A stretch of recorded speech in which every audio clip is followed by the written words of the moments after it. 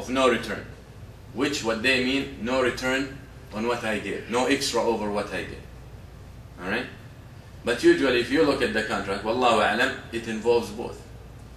In the beginning, when you lend, you have no intention of getting something extra.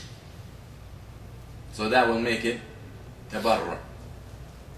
Okay? Completely with no return. At the end, you're gonna get your money back. And sometimes it's a gain when you get your money back. How many of us have lent some money and it's hopeless? You don't pay zakah on it, by the way. You don't expect it, right? But once you get it, it's a gain. So at the end, it's aqd mu'awala. Alright? Whatever it is, and the ulama have, just to mention this, it's really not that significant in our issue. Now,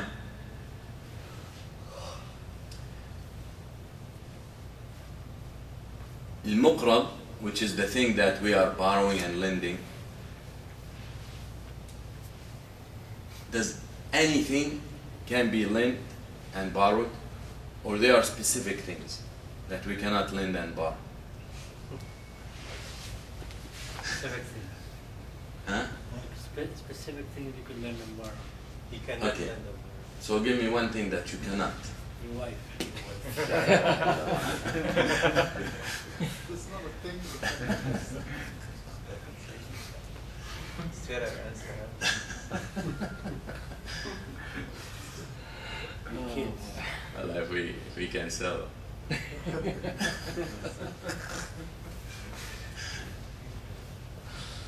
Alright. There's something called al-mathaliyat. Some of the ulama said only those things that you can lend and borrow, because you can get the same in return. When we say al-mathaliyat, meaning anything that can be weighed, anything can be volume. Okay, this is a volume, this is hajm, or this is a weight, this is a square foot, or square cube of, or liter of milk. Liter of milk is hajm or weight? Wait. Volume. Volume. Okay, or this is 10 pounds of dates. That is weight. Because that means we can exactly return the same thing. Or something ma'dood. Something that we can count. Alright? These are 10 breads. I lend you. You return them. 10 breads. Alright? Stuff like that. So some of the ulama stuck and they said this is the specific thing. Okay? And mazru', something that can be planted, because most probably it comes out the same. Some of the other ulama said that is not only the thing. And actually the hadith of Ibn Qudamah shows otherwise. Okay? So we have mathaliyat and we have qimiyat. Things that have value. We can lend and borrow those as well. Here the Prophet ﷺ borrowed a camel and returned a camel. Different camel. Okay? We will talk about the hadith. Different, older, healthier, more productive, better. Okay? So, here the Prophet ﷺ borrowed other than mathaliyah. So that means anything that at the end we can estimate what's similar to it to return and pay back, it becomes permissible to borrow and lend. Okay?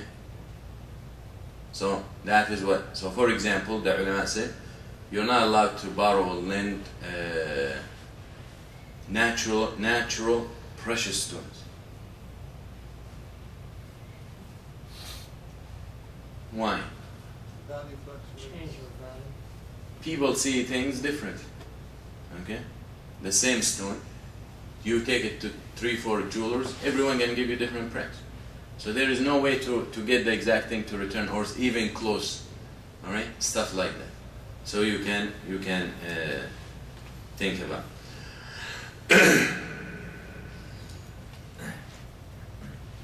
Manafi'. What What's about services? Can we lend and borrow services? What does that mean? You're fixing your house, and you tell me, come over tomorrow, I'm fixing my house, come over and help me out. We start at 9, we finish at 5, we start at 9, we finish at 12, and then I promise you, the next time you have a project at your house, I'm gonna help you the same. 5 hours. That's borrowing and lending. Now some of the ulama said, this is not allowed. You cannot borrow his time, you cannot borrow him. And they went on into details. Some of them said, because those two are not equal in power, they're not equal in strength, they're not equal in proficiency, they're not equal in skills. So it's most probably one will benefit more than the other. So here we have extra over the qard, that is riba. Any qard will bring benefit is riba. Alright? Any qard will bring benefit with it is riba. And we're talking about benefit, not the ajr and all that. Benefit, physical. So they said, the other side of the ulama, including Ibn Taymiyyah rahimahullah, they said these are some of the things that are overlooked. Overlooked. People when they want to lend their services to each other, we should overlook these exact details and stuff. Whatever he can help with, he helps, and then he pays him back by helping him when he's needed or when he needs it. All right. So overlook, and Wallahu a'lam, this is the right opinion, and no need to. Like you don't see someone say they're fighting and the reason is I helped him painting his house that 4 rooms, and when he helped me with 3 bedrooms or 3 rooms in my house. You don't see people overlook these things. Alright? Now, the other issue that we need to know is delaying al-qard. Okay? Can I delay? And that is where he talked about ta'jil and adam al-ta'jil. Now, what we mean here, because if I ask 90% of you, you will think I'm talking about something that is not really what I'm talking about. What do you think I mean by delaying al-qard? Delaying the loan? If it's permissible or not. Paying it back. Okay. So which means what? Delaying from what? Different time. Times. Which time? Okay. The time that the lender, you and the lender accepted that you're going to return the money, and then you went over that time. You guys agree? Yeah. Alright, so it's not 90%, it's 100%. Alright. When the ulama talk about is it permissible ta'jil al-qard or adam al-ta'jil, they are talking about if I lend you money, we can agree, let's say after 6 months you pay me back, right? But the issue they're talking about here, do you have the right as a lender to come any minute to take your money, to ask for your money? That's what we're talking about. When we saying about delaying or ta'jil or postponing, meaning am I obligated as a lender to wait on the time we agreed on for you to pay back, or I have the right to inquire about my money or to order or to request my money whenever I want? Some of the ulama have that opinion, that if I lend you $100 and I say you pay me next month and we agree, some of the ulama said you, the one who lent the money, has the right to go the next day, even the next hour, to ask for your $100. It's one opinion. That's fine, he's not going to find it. Huh? It's fine, he can go ask, but he's not going to have it. Sometimes it does. Why not? I lend you $100 and you pay me, we agree, pay me in 2 weeks.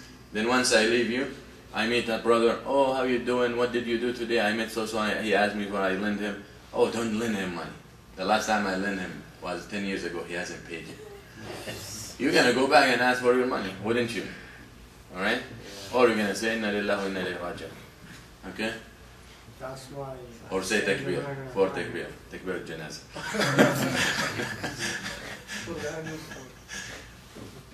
Alright? So, some of the ulama go with that. The other opinion is no. مسلمون